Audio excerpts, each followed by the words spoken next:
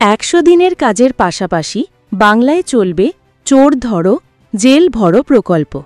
ঘোষণা, শুভেন্দুর রাজ্যে বন্ধ ছিল 100 দিনের কাজ। সম্প্রতি কলকাতা হাইকোর্ট বাংলায় ফের সেই প্রকল্প চালুর নির্দেশ দিয়েছে। প্রধান বিচারপতি টি.এস. শিবজ্ঞানমের ডিভিশন বেঞ্চের আদেশ, রাজ্যে বন্ধ থাকা এই স্কিম আবার কেন্দ্রকে চালু করতে হবে। বৃহস্পতিবার এই নিয়ে সন্তোষ প্রকাশ করেন রাজ্যের বিরোধী দলনেতা তথা নন্দীগ্রামের বিজেপি বিধায়ক শুভেন্দু অধিকারী। সেই সঙ্গেই বলেন, 100 দিনের কাজের পাশাপাশি বাংলায় চোর ধরো জেল ভরো প্রকল্প চলবে। আমরা চুরির বিপক্ষে, স্পষ্ট জানালেন শুভেন্দু। গতকাল বিধানসভায় সংবাদ মাধ্যমের মুখোমুখি হয়েছিলেন পদ্ম বিধায়ক। সেখানে বেশ কিছু ইস্যুতে কথা বলেন তিনি।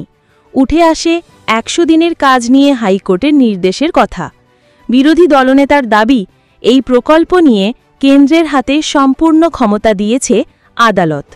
বিজেপি বিধায়ক বলেন, আমরা প্রকল্পের পক্ষে, চুরির বিপক্ষে।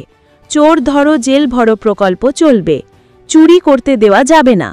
আদালতের নির্দেশে তো পরিষ্কার, কেন্দ্রের হাতে সম্পূর্ণ ক্ষমতা দিয়েছে। ভুয়ো ও প্রকৃত উপভোক্তাদের আলাদা করার কথা বলেছে, প্রকৃত উপভোক্তাদের কাজ দিতে বলেছে। শুভেন্দু এদিন বলেন, আমরা প্রকৃত উপভোক্তাদের পক্ষে। তার কথায়, জব কার্ড হোল্ডারদের কেন্দ্রীয় সরকার সরাসরি টাকা পাঠাতে পারবে বলেছে আদালত। রাজ্যের সহমতি ছাড়াই কেন্দ্র সরাসরি নজরদারি করতে পারবে। আমরা তো প্রকল্পের পক্ষে, চুরির বিপক্ষে। আর হাইকোর্টের অর্ডার, চুরি আটকাও, টাকা নাও, কাজ করো। উল্লেখ্য, 100 দিনের কাজ নিয়ে দীর্ঘ সময় ধরে কেন্দ্র রাজ্য দরজা চলছে। সম্প্রতি হাইকোর্ট আগস্ট থেকে ফের এই প্রকল্প চালুর নির্দেশ দেয়। সেই সঙ্গেই বলা হয়, দুর্নীতি আটকাতে রাজ্যের ওপর যে কোনো শর্ত চাপাতে পারে কেন্দ্রীয় সরকার। এছাড়া রাজ্যে এই প্রকল্পে দুর্নীতির সকল তদন্ত জারি থাকবে।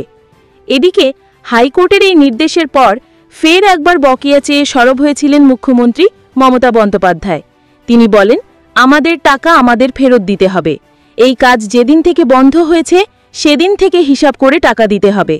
এবার পাল্টা শুভেন্দু চোর ধরো জেল ভরো প্রকল্পের কথা বললেন। বিরোধী দলনেতা স্পষ্ট জানালেন, তারা প্রকল্পের পক্ষে, তবে চুরির বিপক্ষে। চুরি হতে দেওয়া যাবে না।